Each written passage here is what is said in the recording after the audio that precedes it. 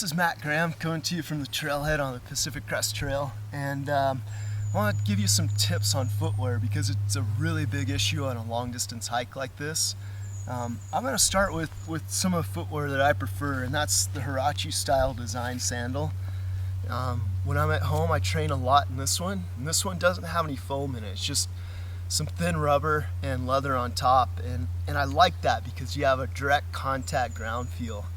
When I increase my miles, sometimes I'll use one that has a little bit of foam, a little bit of cushioning in it. It just allows your foot to relax. But I do, personally, in my opinion, I do feel like my body does better if I train once in a while in a shoe like this and develop all the strength and tissues of my feet as well.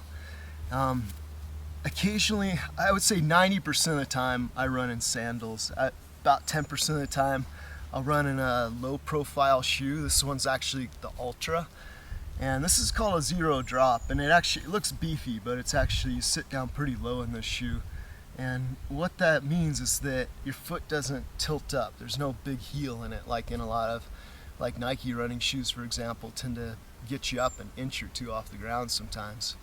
So with a shoe like this, going back and forth from a flat sole to a flat sole isn't a big adjustment. If you have a big heel and then you wear this, your foot's not in a neutral position. What a heel does on a shoe is it shortens the Achilles tendon on the back of your foot because it's always used to being up like that.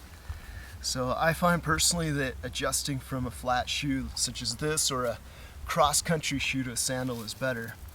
Now, what I'm here to talk to you about mostly is that when people get on the trail, the biggest thing that happens as soon as they start walking high miles, their feet start spreading out, growing, they get wider, sometimes they get a little bit longer too because those tendons are working in there and your feet are actually getting strength and beefing up and spreading. So I have these shoes because I want to show you how to modify shoes if you get a shoe that's too narrow, too short. There's a couple tips that you can do. So I'm actually going to cut these shoes up because I think this is very important for people to realize if they get the wrong fit in their shoe. There is a way to adjust it, and you have to do that. When you're out in the trail, you've got 50 miles to go and you have this massive blister on your toe or you know, on the end, on the sides, you've got to modify. So first what I'm going to show you is a way to modify the shoe if it's a bit too tight in the feet, like if it's pinching from the sides. And this one, obviously, this is a very wide cut with Ultra, so that's not an issue, but I'm going to demonstrate what to do if it was an issue. The first thing you want to do is pull out the lace.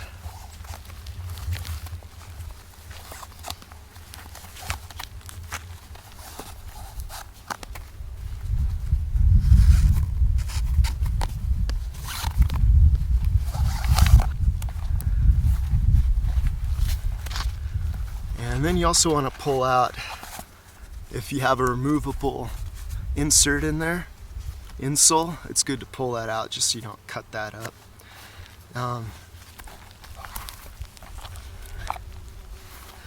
Now the first thing you could do, and I know this is hard to do, but if you're having blisters, you're gonna have to cut your shoes up. What I recommend is first cutting out the tongue, so be really careful obviously if you're using your foot like this. I'm going to put on my sandal as a little extra protection. You want to cut straight down. This one actually has a tongue that's attached, so I'm going to have to cut that off first. It's quite buggy out here today. Bees and all kinds of little flying beetles. You should be able to hear this okay. So I'm going to cut the tongue straight out, cut it straight across.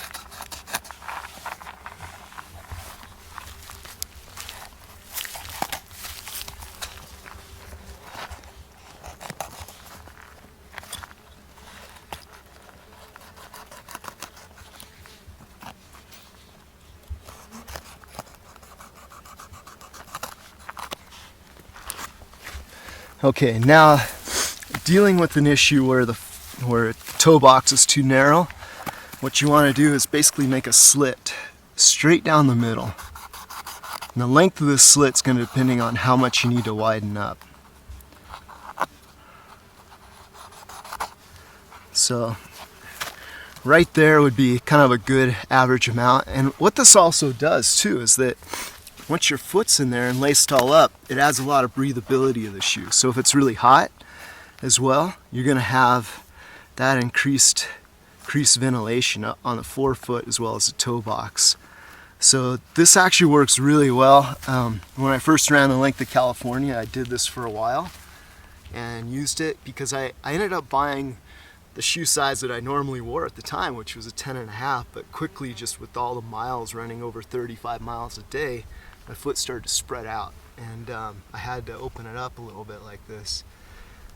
And so that's solution number one. If it's still tight, you're hitting the end, you got it too short, you can actually turn it into sort of a modified sandal, which I really like. I ended up doing this to a lot of shoes after running this trail because I enjoyed it. It works really well when you have a narrower shoe, like a cross-country shoe or something like that. So, modification number two. I'm going to cut out the whole toe box here. And when you do that, you want to come at an angle. I've seen people try this and cut straight across, and you kind of lose a lot of control if you do that. So I'm looking to cut in an angle, leaving more on this side than on the big toe side than the small toe side.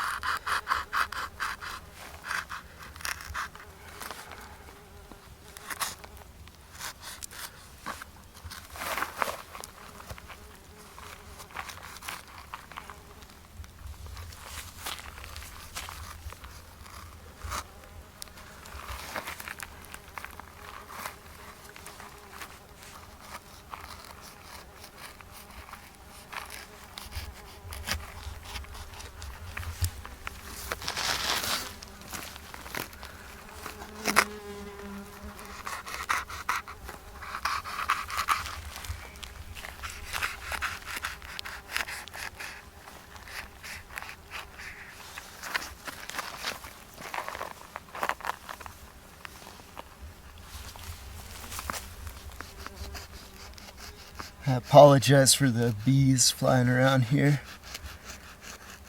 There's quite a few bees this time of year in Oregon.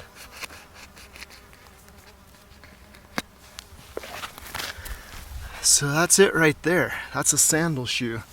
Now a pinch, you just slide this back in and it stays for the most part. Sometimes you will get a little bit of sliding. And if that's the case, I recommend that you get a more permanent fix by just putting a little bit of shoe glue in there. So now at this point, we're going to lace it back up and see how the fit is.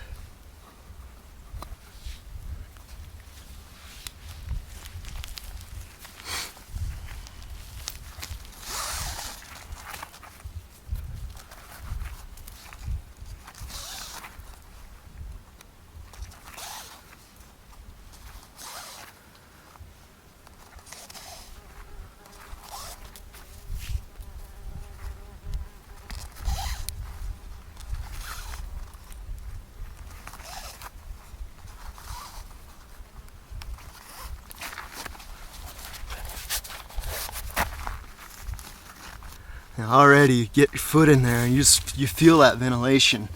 So on a hot summer hike, that's really nice. Yeah, that's actually a great fit on this shoe.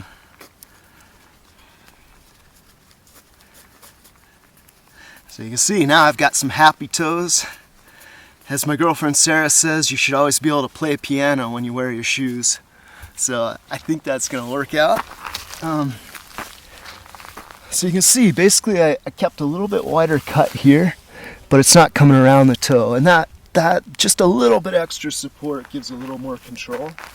But now the shoe has a sandal feel, but it still has the control of a regular shoe. And you can really run in a shoe like this, like incredibly well. And when I ran the length of California, this is kind of what I ended up wearing most of the time.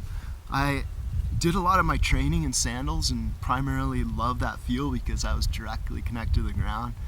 And but I felt like to get the high mileage at that age, I ended up going with a shoe that I kind of modified into more of a sandal shoe like this. And shortly after running with PCT, I went almost exclusively to Huaraches for the next 10 years. But you know, putting on a shoe like this, sometimes it feels good. Your foot just can relax a little bit more, and that's what most people are used to. So when you're out on the trail, you buy shoes too tight. You know, I hope those 2 modifications might help you out, because I've cut up a lot of shoes from students over the years and helped them out when they've had blisters, and this really does work, and all of a sudden your toes are happy again. No more toe blisters.